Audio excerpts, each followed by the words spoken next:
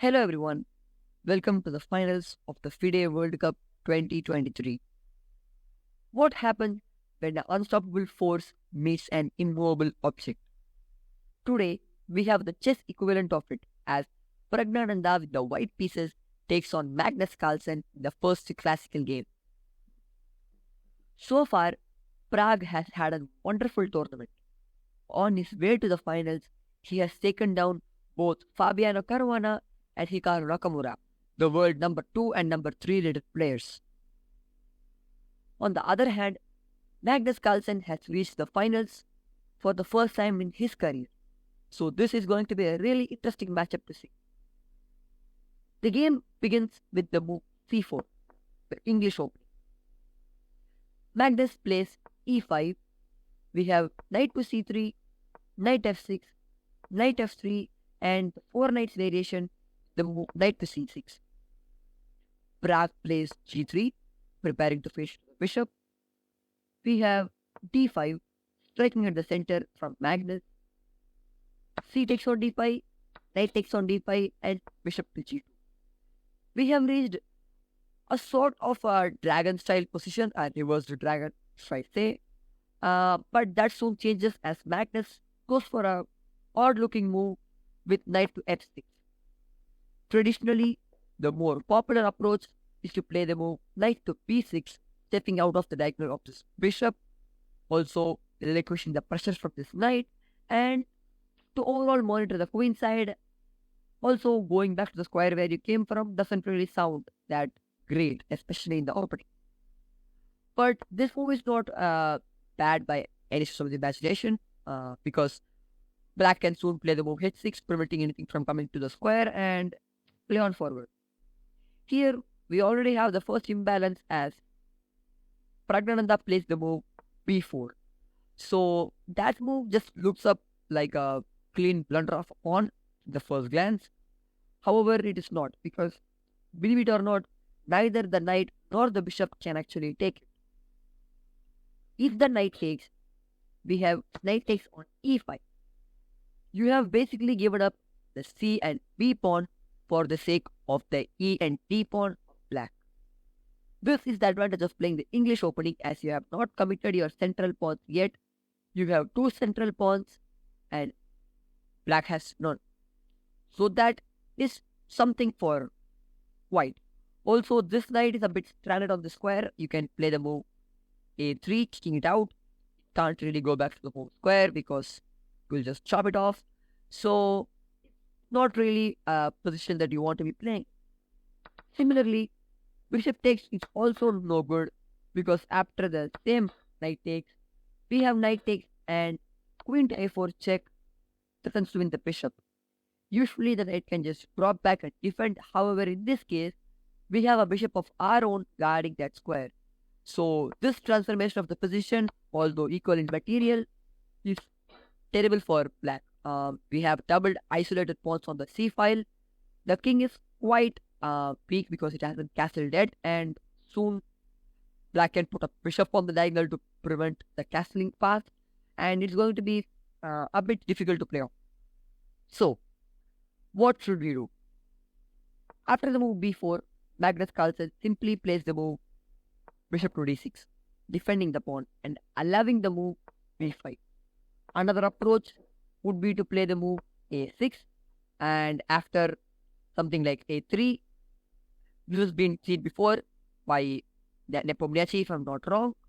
So yeah, but in this game we have the move bishop d6, defending the pawn, because after the move b5, now black can move the knight and this pawn has a defender.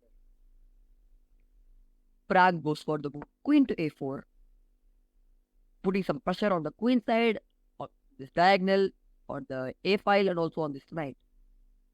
Knight takes on f3, bishop takes f3, and castles by knight. So far so good. Prague has played every move almost instantly. He has only used up a minute of his time. And the argument from Prague's side so far is that the knight on b8 moved 3 times only to trade for a knight that white moved once. Also, this knight has moved to the center and back again, That is 3 moves for this knight and 3 moves for this knight. So this is the 10th move of the game. 6 of those have been knights and one of them is now not even in the board. So that is the argument that Parag is trying to make by playing such a line. After a long thought here, Parag goes for castles himself. We have a6 and d3. This pawn can't take you because you are pinning it, but it's kind of a win-win for both players or a lose-lose because since the queen is the pinning entity, it cannot move either. It moves anywhere from the a file. This pawn is just captured. So both of these pieces are kind of, frozen there for a time being. And so Parag plays the move d3, trying to develop the bishop here. We have h6, I mentioned earlier, preventing anything from coming to the g5 square. Now Parag plays the move bishop a3, trying to knock these bishops off of the board. We have rook to b8, stepping off the file. So now you can indeed take it. We have bishop takes d6 and c takes d6. Queen takes is an option. It was being discussed extensively in the commentary and the coverage. However, Magnus goes for the move c takes d6. Here we have rook a b1, a takes b5, and queen takes b5. Bishop to d7 develops the bishop and attacks the queen. And here Parag offers a queen trade with the move queen to b6. So what is going on right now? The pawn structure is quite symmetrical in the king side and in the middle. So the only imbalance in this position, also the same color bishops. So the only imbalance is the pawn. This pawn, this a4b imbalance is the only thing that both of the players have. If those pawns get traded, the game most likely would end up in a draw because no one can win any chance. The idea behind playing some obscure and creative ways is to give yourself some winning chances by creating imbalance. That is why the move b4 was played by Parag. He wanted to create some winning chances for himself by creating imbalances and tactical complications. Here we have bishop c6. Magnus does not trade because taking here would not be so pleasant after rook takes, rook impulse trades, and this pawn is a big weakness.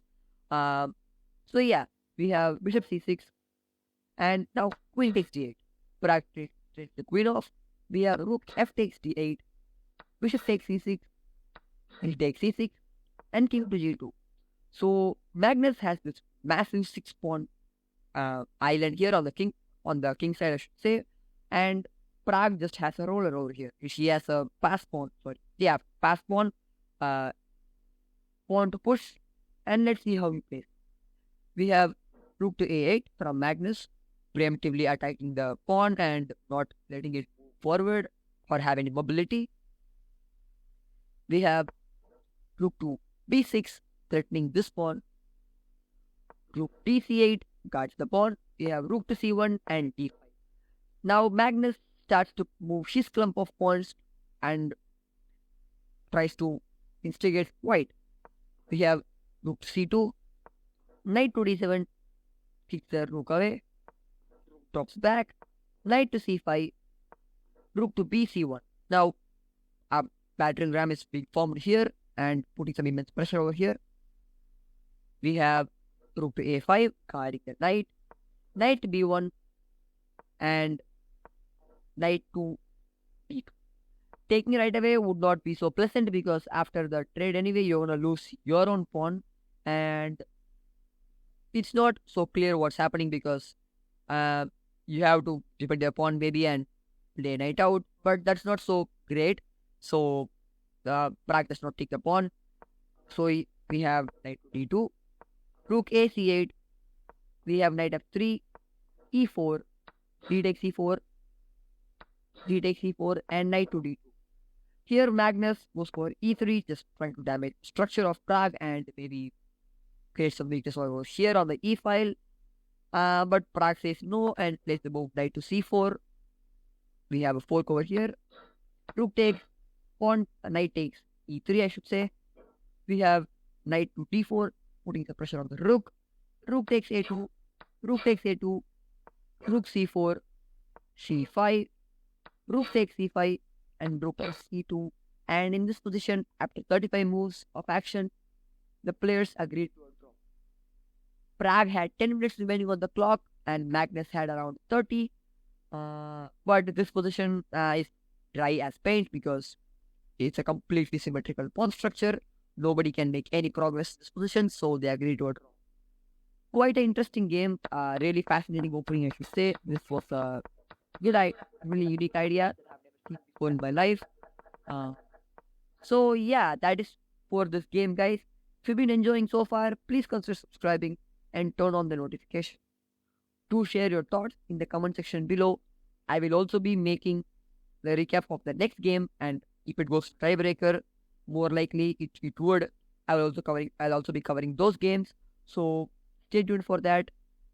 Bye.